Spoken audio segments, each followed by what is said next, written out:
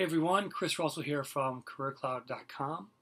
Let's talk about interviewing today. There are 4 things that will sink your interview if you do them. I want to touch on them because pretty much most job seekers who are bad at interviewing do these things religiously. So the first one is not having any questions ready for the interviewer when you get asked that question. You need to go into an interview with 8 to 10 to 15 questions that you could potentially ask that employer about the job, the company, the industry, how they fit in that industry. So you need to have these questions ready. If you don't, at the end of the interview, and they ask that, it looks bad. So make sure you have at least a couple saved at the end of the interview as well, if that comes up. Number 2 is failing to elaborate on your answers. Do not give 1 or 2 word answers to a question.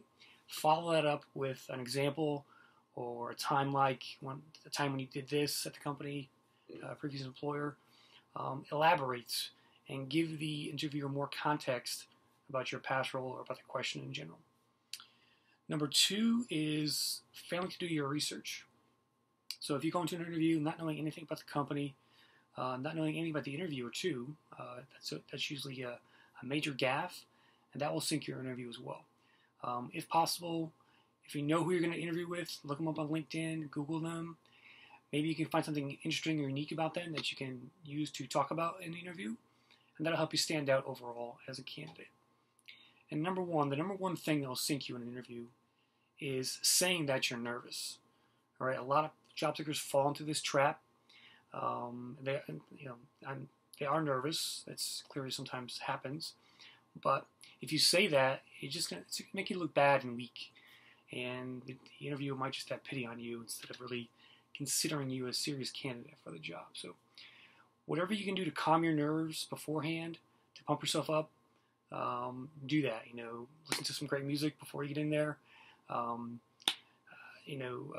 some coffee, whatever it is. But just try and be more confident when you walk into the interview.